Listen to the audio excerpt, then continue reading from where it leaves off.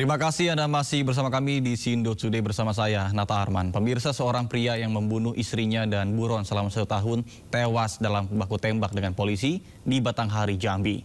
Pelaku terpaksa dilumpuhkan karena melawan dengan senjata api saat akan ditangkap.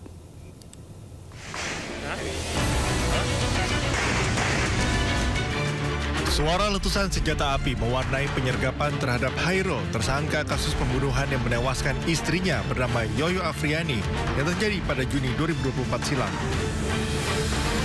Petugas terpaksa melepaskan tembakan setelah peringatan aparat kepolisian tidak diindahkan pelaku. Pelaku akhirnya tewas di tangan polisi usai terlibat baku tembak dengan aparat kepolisian Satreskrim Polres Batanghari. Jasad pelaku kemudian dibawa ke rumah sakit sebelum diserahkan ke pihak keluarga. Dari keterangan polisi, pihaknya sempat kesulitan melacak keberadaan pelaku karena ia sering berpindah tempat di wilayah Kecamatan Marosebo Ulu, Kabupaten Batanghari. Selama masa persembunyiannya, pelaku juga membekali dirinya dengan sejumlah senjata api lengkap dengan amunisi.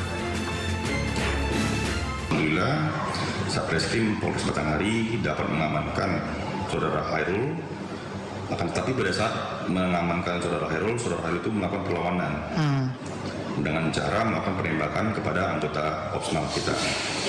Kemudian saudara Hairul ini pada saat kita amankan, pada saat berhasil kita lumpuhkan, kita temukan ada sekitar 6 pucuk senjata api. Sebelumnya, pada Juni 2024, korban Yoyo Afriani sempat dikabarkan hilang oleh pihak keluarga dan akhirnya ditemukan dalam kondisi meninggal dunia. Pelaku menghabisi nyawa istrinya lalu menguburnya di sebuah perkebunan milik warga setempat. Dari Batanghari, Jambi, Joni Firdaus, iNews melaporkan. Diduga baru belajar mengemudi, sebuah minibus mengalami kecelakaan di Kabupaten Bekasi, Jawa Barat. 1 orang terluka dilarikan ke rumah sakit.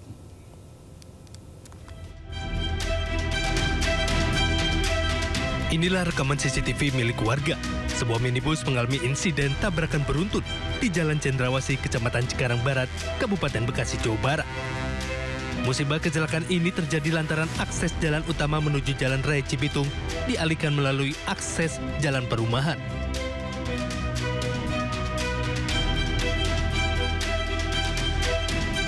Kondisi jalan yang sempit dan diduga sang sopir baru belajar mengemudi. Sang sopir menabrak sejumlah kendaraan di depannya. Kecelakaan diduga sopir salah menginjak pedal rem, namun sang sopir justru menginjak pedal gas.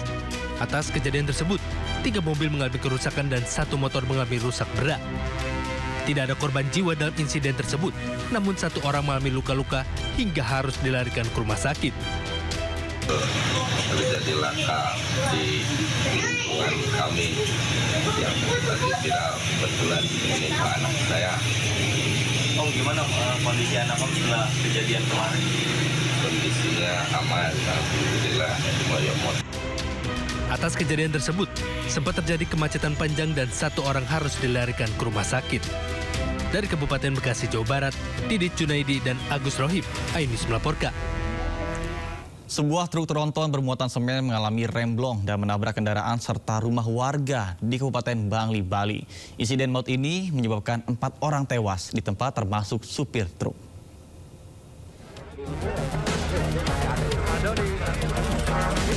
Sebuah truk tronton bermuatan semen menabrak sejumlah kendaraan dan rumah warga di Dusun Bangklet, Desa Kayu Bihi, Bangli, Bali. Kecelakaan bermula saat truk bermuatan ratusan semen ini melaju dari arah Kintamani. Diduga alami remblong saat jalanan menurun, truk kehilangan kendali dan menabrak pejalan kaki. Truk yang terus melaju sejauh 1 km kembali menabrak sebuah mobil yang sedang putar balik dan menabrak sejumlah rumah warga hingga rusak parah. Akibatnya, pejalan kaki, sopir mobil, salah satu pemilik rumah, dan sopir truk tewas di tempat. Ini salah satunya mungkin diakibatkan karena memang ada remnya yang blong dan juga didukung jalannya menurun, terus kemudian matanya juga cukup banyak. Dampak kejadian ini arus lalu lintas jurusan Bangli Kintamani sempat tersendat. Selain 4 korban jiwa, kerugian material yang ditimbulkan diperkirakan mencapai ratusan juta rupiah. Saat ini polisi masih melakukan olah TKP untuk memperdalam insiden maut tersebut.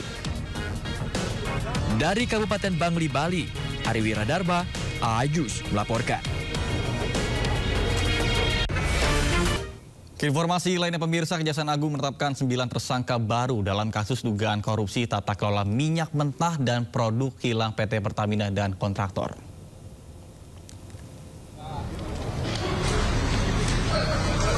Seorang tersangka baru, Muhammad Riza Khalid, beneficial of owner PT Navigator Katulistiwa dan PT Orbit Terminal Merak.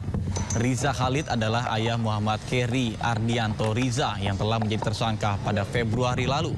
Dua tersangka lain, AN Vice President Supply and Distribusi Pertamina 2011 hingga 2015, serta HB selaku Direktur Pemasaran Niaga PT Pertamina tahun 2014. Dalam kasus korupsi, total kerugian negara 193,7 triliun rupiah. 35 triliun rupiah diantaranya kerugian ekspor minyak mentah. Sampai oke. Saya akan menyampaikan perkembangan penyidikan perkara dugaan tindak pidana korupsi tata kelola minyak mentah dan produk kilang pada PT Pertamina Persero Holding dan kontraktor kontrak kerjasama. Pada hari ini, Kamis 10 Juli 2025, disampaikan perkembangan penanganan perkara dimaksud, yaitu perkara dugaan tindak pidana korupsi dalam tata kelola minyak mentah dan produk kilang pada PT Pertamina Persero Holding dan kontraktor kontrak kerjasama tahun 2018 sampai dengan tahun 2023. Dari hasil penyidikan yang dilakukan secara maraton dengan jumlah saksi sebagaimana yang telah disampaikan oleh Pak Kapus Penkum, tim penyidik menyimpulkan telah diperoleh alat bukti yang cukup untuk menetapkan sebanyak 9 tersangka. Pemirsa, Kejaksaan Agung kembali menetapkan mantan penjabat Mahkamah Agung Zahrov Rikar sebagai tersangka kasus dugaan suap penanganan perkara.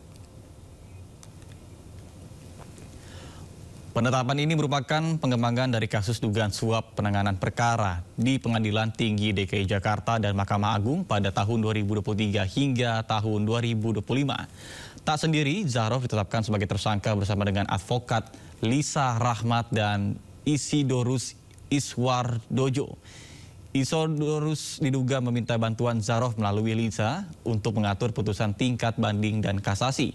Penyidik menyebut suap yang dialirkan untuk majelis hakim di Pengadilan Tinggi DKI mencapai 5 miliar rupiah. Dan Zahrov diduga menerima 1 miliar sebagai fee. Sementara untuk suap yang dialirkan di tingkat kasasi mencapai 5 miliar rupiah.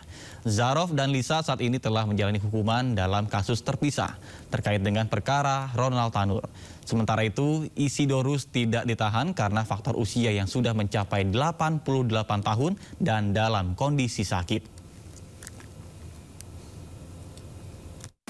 Telah menetapkan tersangka baru dalam dugaan tindak pidana korupsi suap dan atau permufakatan jahat terkait penanganan perkara di Pengadilan Tinggi DKI Jakarta dan Mahkamah Agung tahun 2023 sampai 2025. Yaitu atas nama ada 3 orang. Yang pertama ZR, yang kedua LR, dan yang ketiga II.